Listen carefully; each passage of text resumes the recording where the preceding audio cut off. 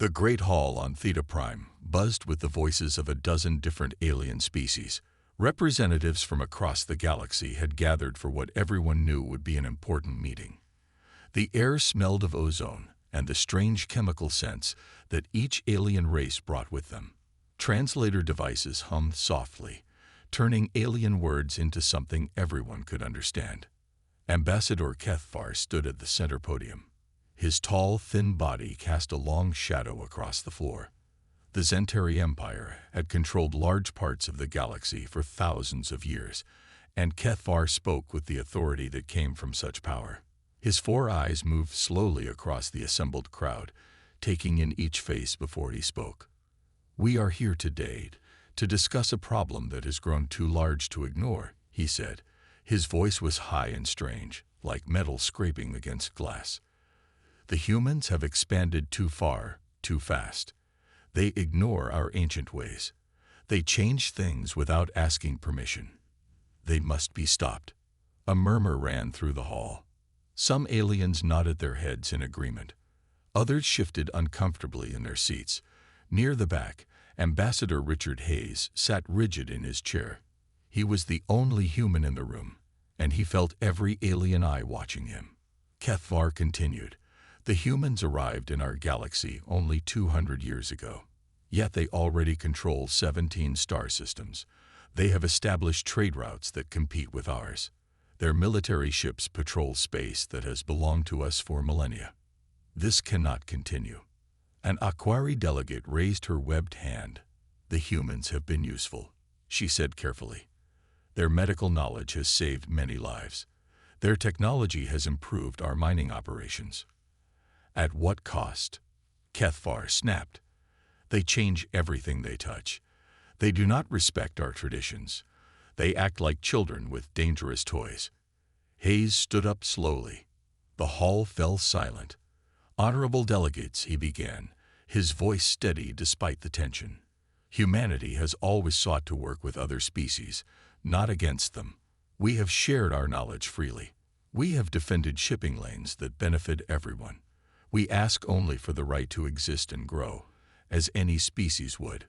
A Corvin ambassador, whose rock-like body made grinding sounds when he moved, spoke up. "You grow too fast. You take too much. You do not wait for permission." "Permission from whom?" Hayes asked. "The galaxy does not belong to any one species. There is room for all of us." Kethvar's 4 eyes narrowed. "This is exactly the problem. You see no boundaries. You respect no authority. You think you can do whatever you want." "We think we have the same rights as everyone else," Hayes replied. The debate continued for hours. Alien after alien stood to speak. Most complained about human expansion, human technology, human attitudes. A few defended humanity, but their voices were outnumbered. Hayes answered each accusation as best he could, but he could feel the mood of the room turning against him. Finally, Kethvar called for a vote. All in favor of restricting human expansion beyond the Sol system. One by one, hands, tentacles, and claws rose into the air. Hayes watched in horror as species after species voted against humanity. When the count finished, the result was clear. Humanity would be confined to their home system. "The motion passes," Kethvar announced. "From this day forward, humans are forbidden from establishing new colonies beyond Sol.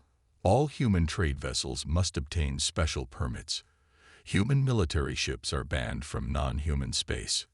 Hayes stood again, his face pale but his voice firm. "The Galactic Council will regret this decision." Kethvar's expression remained cold. "I doubt that very much." As Hayes left the hall, alien delegates celebrated. They had solved the human problem. Or so they thought. The emergency session at the United Earth government lasted 3 days. President Mary Johnson sat at the head of the long table, her face showing the weight of the decision before them. Around her, advisors argued loudly about what humanity should do next. Some wanted to fight the Galactic Council's decision. Others suggested negotiations, but Johnson had already made up her mind. "We're leaving," she announced firmly. "All of it. Every station, every outpost, Every ship outside our solar system. If they want us gone, we'll give them exactly what they asked for." Secretary of State Helen Davis shook her head. "Ma'am, we have millions of citizens on alien worlds. We have trade agreements worth trillions of credits. We can't just abandon everything."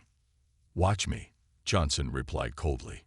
"Dr. Cooper, how quickly can we evacuate our people?"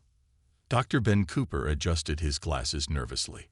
"With all available ships, maybe 6 months. But the logistics are enormous.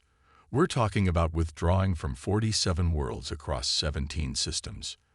"Then we better get started," Johnson said. "I want every human off alien soil by year's end. No exceptions." Across the galaxy, the order went out. On the mining world of Kepler 442 bits, Foreman Joe Parker received the message while supervising a titanium extraction operation. He read it twice before believing it. "Pack it up, boys," he told his crew.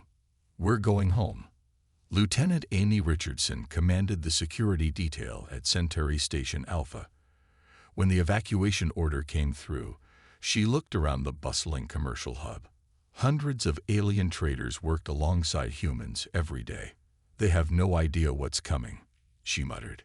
Engineer Lisa Park received her assignment on Luna Base. She was to oversee the conversion of human space stations from trading posts to self-sufficient facilities. It was a massive job that would require creative solutions.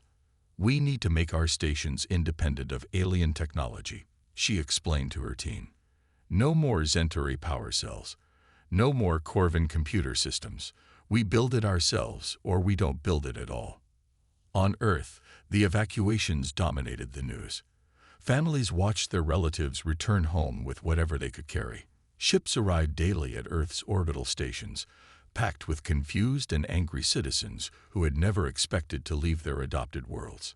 Captain Steve Morgan flew one of the last evacuation ships from Proxima Colony. His passenger manifest included 250 humans who had spent their entire lives on the alien world. Many were crying as Earth grew larger in the viewport. "Why are we doing this?" asked 12-year-old Katie Wilson. She had been born on Proxima and had never seen Earth before. "I don't understand why we have to leave." Morgan didn't have a good answer for her. Meanwhile, alien reaction was mixed. On New Corvin, mining supervisor Hicks Tall watched the last human ship disappear into hyperspace. "Good riddance," he grumbled. But within days, production dropped by 30%. Human techniques had made their operations much more efficient.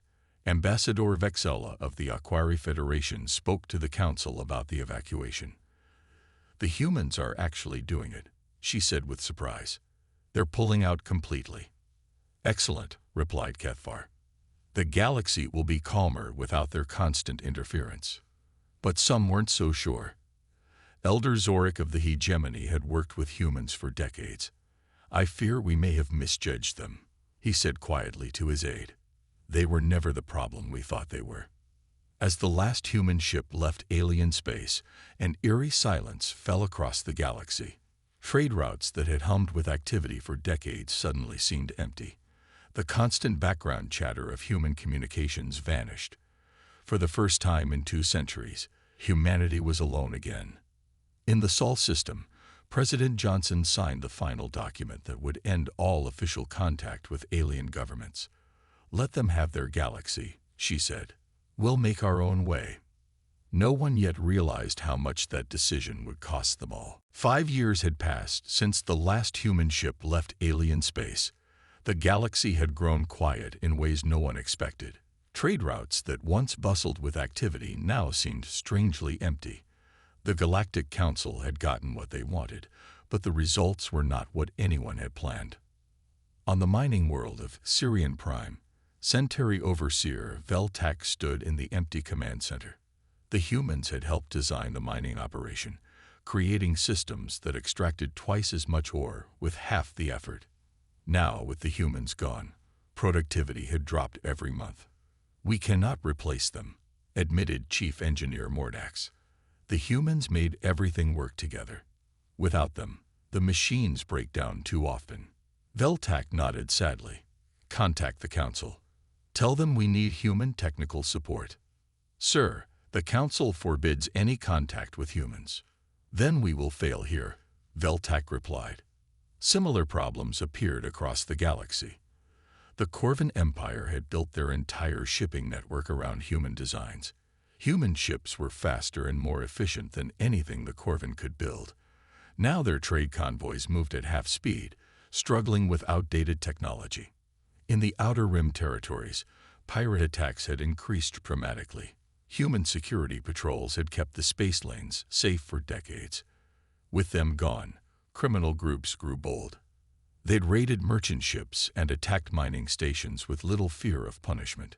Captain Thexol of the Aquari Defense Force stood on his bridge, looking at a list of recent attacks. 12 merchant ships destroyed in the past month. 3 mining stations raided. 6 colonies reporting increased criminal activity. Where are our patrols? He asked his security chief. Dealing with other attacks, sir. We do not have enough ships to cover all the trade routes. Thexol remembered when human security ships had worked alongside them. The pirates had been much less active then. Request more ships from the Council. Sir, they say the budget cannot support larger patrols. The budget cannot support losing so many ships either, Thexol muttered. On the Black Market Station orbiting Kepler 438c, freelance pilot Jack Turner met with his usual contact. Turner still traded illegally with human ships, despite the ban. The risk was high, but the profits were enormous. What news from human space? Asked Kilev, a Zentari trader who paid well for information. Big changes, Turner said quietly. Huge construction projects, ships coming and going from the Kuiper Belt, military vessels disappearing for months at a time. Kilev's 4 eyes widened. What kind of construction? Turner shrugged. They're building something massive out there, bigger than anything I've seen before. Security is tight. Even I can't get close. The Council should know about this, Kilev said nervously. The Council doesn't want to hear about humans, Turner reminded him. They made that very clear. Meanwhile, the economic effects of human isolation spread throughout the galaxy. Trade volume had dropped by 30%. Innovation had slowed dramatically. Medical advances had nearly stopped without human research participation. Dr. Silvera, the hegemony's top economist, presented his report to the Council leadership. The numbers were troubling. Tax revenues were down. Unemployment was rising. Many sectors depended on human technology and expertise. Perhaps we should reconsider our position, suggested Councillor Nereth. Impossible, Kethvar declared. The humans must learn their place. We cannot appear weak. But the economic data shows. The data shows temporary adjustment problems. Kethvar interrupted. We will adapt. The galaxy managed without humans for millions of years. Yet privately, even Kethvar worried. Reports reached him from across Centauri space. Mining operations struggling. Trade routes failing. Military patrols spread too thin to maintain order. The humans had been more involved in galactic civilization than anyone had realized. On Terra Nova, the closest alien world to human space, strange readings appeared on long-range sensors. Something was moving out there, beyond the edge of the Sol system. Ships that didn't match any known design. Activity that followed no pattern anyone could understand. Station Commander Kixtel studied the data nervously. Should we investigate? Our orders are clear, replied his aide. No contact with human space. Report the readings to the Council and let them decide. The galaxy was changing, but no one wanted to admit it. The absence of humanity created a void that nothing else could fill. And in the darkness beyond known space, other eyes were watching, waiting for the right moment to act. 10 years had passed since the humans left alien space. The galaxy struggled to adapt, but pride prevented anyone from admitting the mistake. Then disaster struck in a way no one expected. The Xyrian plague began quietly on a small research station orbiting Beta Centauri. Dr. Velfon, a Zentari scientist, was studying ancient microorganisms found in meteor samples. One morning, he woke up with a slight fever. By evening, he was dead. The plague spread faster than anyone thought possible. The microorganisms seemed to target the nervous systems of alien species. Within weeks, 7 worlds reported outbreaks. Hospitals overflowed with patients. Death tolls climbed into the millions. On HFY Prime, Dr. Lixana worked desperately to find a cure. She had been trained by human doctors before the isolation. Now she wished they were still here. The humans understood biological warfare better than anyone. She told her assistant. They faced similar plagues on their homeworld. Their methods could save us. The Council forbids contact with humans, her assistant reminded her. Then we will continue to die, Lixana said bitterly. The Corvin mining station on Ta City suffered the worst outbreak. Commander Jexrol watched helplessly as half his crew fell ill. Emergency supplies were running low. Medical ships couldn't reach them in time. We need human expertise, he transmitted to Corvin Command. Their biological knowledge saved many lives during the Rigel incident. Request denied, came the reply. Find another solution. Jexrol stared at the message. There was no other solution. The humans had been the galaxy's experts on fighting biological threats. Without them, the plague was unstoppable. Meanwhile, trade continued to collapse. The Zentari had tried to take over human shipping routes, but failed miserably. Their ships were slow and unreliable. Costs had tripled while efficiency dropped to dangerous levels. Admiral Kivtar of the Zentari trade fleet stood on his ship's bridge, looking at another delay report. A critical shipment of medical supplies was 3 weeks behind schedule because of mechanical failures. This would not have happened with human ships, his aide whispered. Kivtar nodded grimly. The humans built ships that rarely broke down. They trained crews that worked efficiently. We were fools to push them away. The hegemony faced different problems. Pirate attacks had increased dramatically in the outer systems. Their security forces were spread too thin to maintain order. Several colonies had been abandoned due to constant raids. Elder Zorik received another report of a failed convoy mission. Pirates had destroyed a supply ship carrying food to a remote mining colony. The colonists would starve before another ship could reach them. Contact the Council, he ordered. Request permission to ask for human assistance. His aide looked shocked. Sir, the Council has forbidden any. The Council has forbidden us to die slowly, Zorik interrupted. But that is exactly what is happening. In the Council chambers on Theta Prime, arguments grew heated. Some members wanted to reconsider the human isolation. Others remained stubborn. We cannot show weakness, Kethvar insisted. The humans must not think they can manipulate us. Ambassador Vexella of the Aquari Federation stood up angrily. Weakness. We are dying. Our people suffer while we pretend the humans never existed. The humans are not our masters, replied Counselor Nixval. We managed without them before. Before they introduced solutions we now depend on, Vexella shot back. Before they protected trade routes we cannot maintain. Before they shared knowledge we desperately need. The debate continued for hours. No progress was made. Pride kept the Council from admitting their mistake. On the edge of Zentari space, Captain Rexmol picked up strange sensor readings. Unknown ships appeared briefly on scanning equipment, then vanished. They didn't match any known design in the galactic database. Report to Central Command, Rexmol ordered. What should we tell them? Asked his communications officer. That we may have bigger problems than the human situation, Rexmol replied grimly. But no one at Central Command was listening. They were too busy trying to handle the plague, the pirates, and the failing economy. The galaxy was falling apart piece by piece, and still nobody wanted to admit that pushing the humans away had been the worst mistake in galactic history. The attack came without warning. On Krylon Prime, the morning shift was beginning when massive ships appeared in the sky. They were unlike anything in the galactic database, black as space itself, with strange energy signatures that made sensors scream.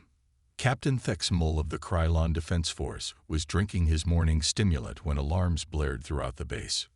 "Report," he barked, rushing to the command center. "Unknown vessels in orbit, sir," his communications officer replied. "They're not responding to hails." Thexmull studied the tactical display. 12 enormous ships hung motionless above the planet. Their design was alien in ways that made him uncomfortable. Sharp angles that seemed to cut through space. No visible weapons, but energy readings that suggested incredible power. "Send a message to the Galactic Council," he ordered. "Tell them." The transmission cut off as energy beams lanced down from the ships. The first blast vaporized the planetary shield generator. The second destroyed the main spaceport. The third hit the Defense Force headquarters. Thexmull found himself buried under rubble, coughing up blood. Around him, alarms wailed and fires burned. Outside, the alien ships began landing massive troop carriers. The invasion was swift and brutal. Similar attacks struck 12 systems simultaneously. The Void Raiders, as they came to be known, used technology far beyond anything the galaxy possessed. Their weapons cut through shields like paper. Their ships moved faster than anything should be able to. Admiral Vexterra led the combined Council fleet to defend Beta Centauri. She commanded over 200 warships from 6 different species. It wasn't enough. "All ships target the lead vessel," she ordered. The Council fleet opened fire. Thousands of energy beams, missiles, and plasma bolts struck the Raider ship. The attack simply vanished against some kind of energy barrier. "Impossible," whispered her tactical officer. The Raiders returned fire. 12 Council ships exploded in the first volley. More followed in the second. Within minutes, Admiral Vexterra's fleet was retreating in panic. On Earth, Admiral Luke Patterson watched the reports with growing horror. He had been humanity's military liaison with the Council before the isolation. Now he sat in a secure briefing room as Earth's leaders debated their response. 12 billion dead in 3 weeks, reported Intelligence Chief Nancy West. The Raiders are moving toward the galactic core. They're destroying everything in their path.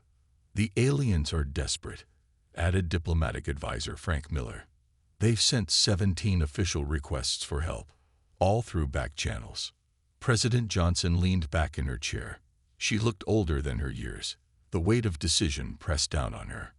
"What do our military experts say?" she asked.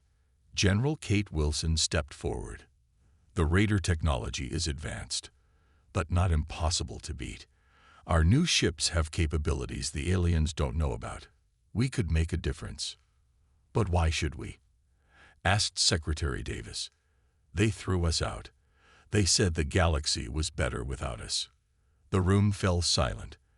Everyone knew the history. The pain of rejection still burned in human hearts. Dr. Cooper cleared his throat. "Ma'am, our scientists have been monitoring the invasion.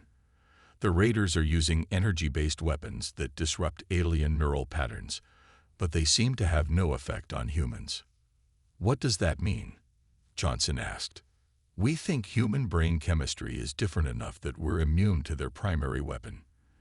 The aliens are dying by the millions because their own biology makes them vulnerable." Johnson stared at the data pad he handed her. "So we could actually fight them." "Better than anyone else, Mom." Johnson looked around the room. "Opinions. Let them burn," muttered Director Brown. "They made their choice. We can't let billions die for the mistakes of a few," argued Admiral Patterson. The debate continued for hours. Outside, encrypted messages arrived from desperate alien governments. The Zentari Empire was falling. The Corvin mining worlds were gone. The Aquari Federation had lost half its territory. Finally, Johnson spoke. "Send a response to the Galactic Council." The room held its breath. "Tell them our thoughts and prayers are with them during this difficult time." In the council chambers, Kethvar read the human message with shaking hands. Around him, representatives wept. The Raiders had reached the edge of Zentari Prime's system. Evacuation ships fled in panic. "They're abandoning us," whispered someone. "As we abandoned them," Kethvar replied bitterly. The second message arrived 3 weeks later. This time, it wasn't an official council transmission. Elder Zorik of the Hegemony had sent a personal plea directly to President Johnson. Please, the message began, I speak not as a council member, but as someone who values life. 40 billion souls have been extinguished. The raiders show no mercy. They harvest entire worlds, leaving nothing but empty husks behind. The attachments showed the devastation. Once thriving planets reduced to barren rock. Massive cities turned to ash. Orbital stations floating as twisted metal in space. President Johnson read the message in her private office. Through the window, she could see the lights of New Washington. Earth had grown quiet during the invasion. People watched the news in horror, but felt safe behind their reinforced borders. Ma'am, her assistant knocked softly. The cabinet is waiting. In the Situation Room, Earth's leaders faced the hardest decision in human history. General Wilson displayed the latest intelligence on holographic screens. The raiders have taken 60% of known space, she reported. They're harvesting something from the worlds they conquer. Our sensors detect massive energy transfers during each occupation. Secretary Chen studied the data. What kind of energy? That's unclear, Wilson admitted. But every world they claim becomes completely dead. No life signs at all. Dr. Cooper stood next to a molecular diagram. Our research suggests they're after bioelectric energy. Every living being produces a unique neural signature. The raiders seem to be collecting these signatures somehow. For what purpose? Asked President Johnson. We don't know, but the process appears to kill everything in the process.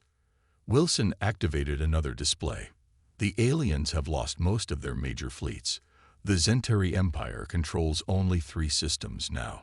The Corvin are nearly extinct.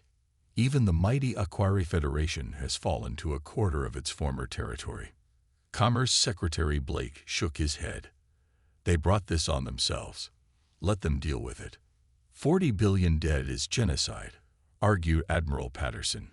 Whatever they did to us, we can't stand by and watch mass murder. Can't we? Replied Blake coldly. They wanted us gone. They said the galaxy was better without us.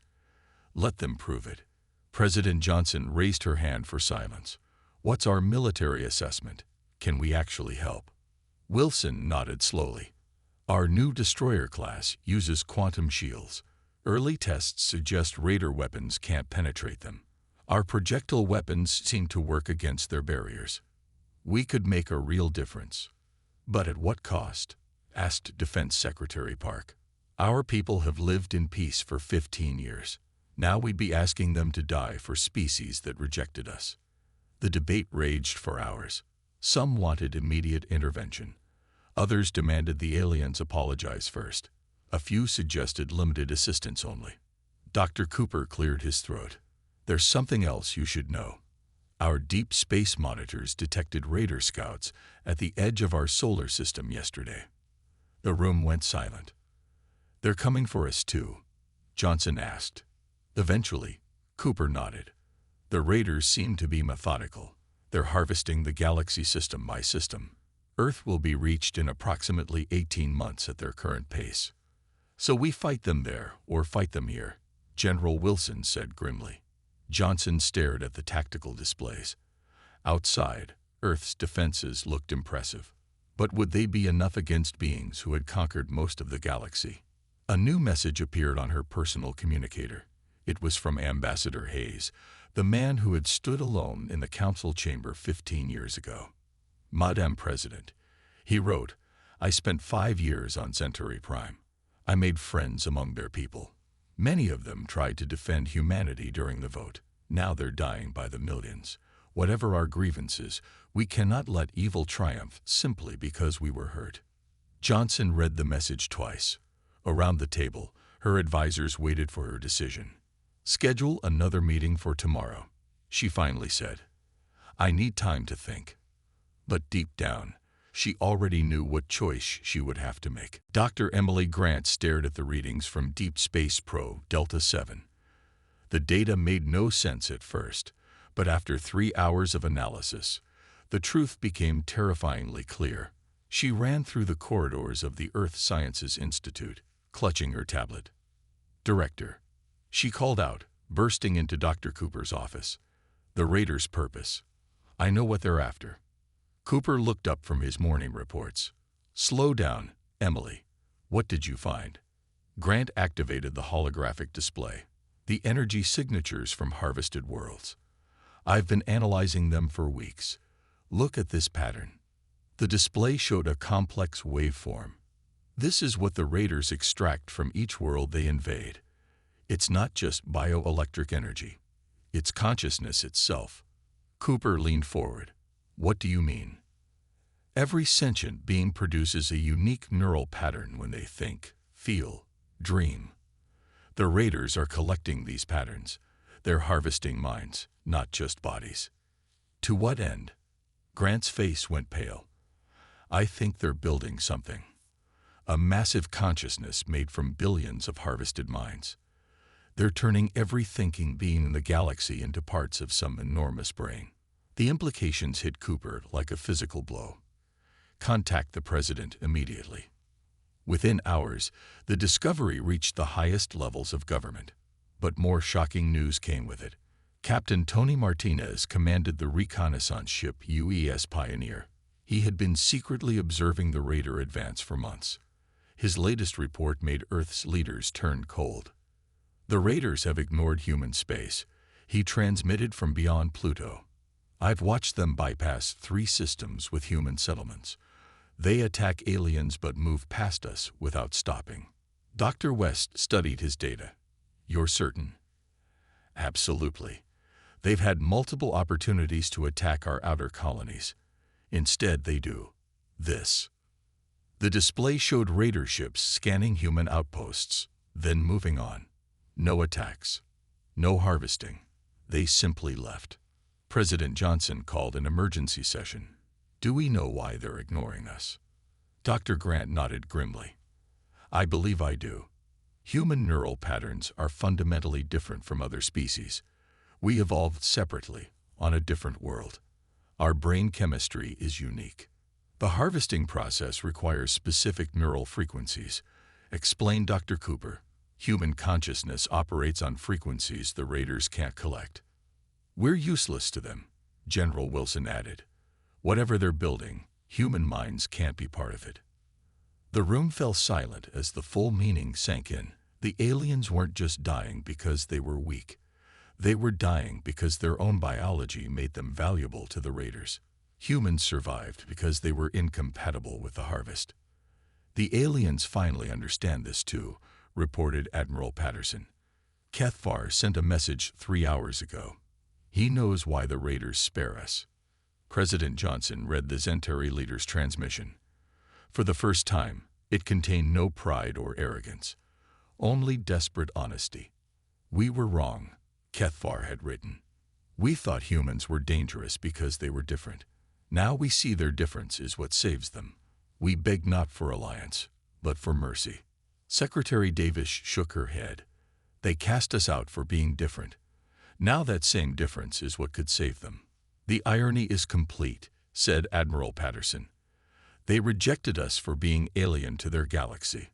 Now being alien is the only thing that can help them."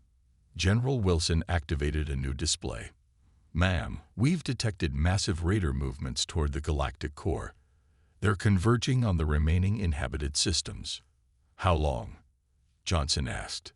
2 weeks before they reach the last major population centers. After that, there won't be enough sentient life left to harvest." Johnson stood slowly. The weight of trillions of lives rested on her shoulders. "Prepare the fleet. All of it." "Mom." Wilson looked surprised. "We're going in, not for the aliens who rejected us, but because allowing consciousness itself to be enslaved is wrong." The decision was made. Humanity would fight. The human fleet emerged from hyperspace like a wall of silver and steel. 200 ships, each one gleaming with fresh construction. The aliens had never seen anything like them before. These weren't the exploration vessels they remembered. These were warships built for destruction. Admiral Peterson stood on the bridge of the flagship Earth's Fury. Around him, holographic displays showed the galaxy's situation. Red zones marked raider-controlled space. Only a few green dots remained, small pockets of alien survivors huddled around their homeworlds. "Signal all ships," Peterson ordered. "Commence Operation Fury." The human fleet split into attack groups. Each group targeted a different raider concentration. For 15 years, humanity had hidden in their system, building and preparing. Now the galaxy would see what they had accomplished. Captain Sarah Webb led the first strike at Proxima Beta. Her destroyer squadron emerged behind a raider fleet that was harvesting the last Corvan colonies. The raiders turned to face them, confident in their superior technology. They were wrong. Human quantum torpedoes pierced raider shields like paper. The raiders' energy weapons sparked harmlessly against Earth's new deflector systems.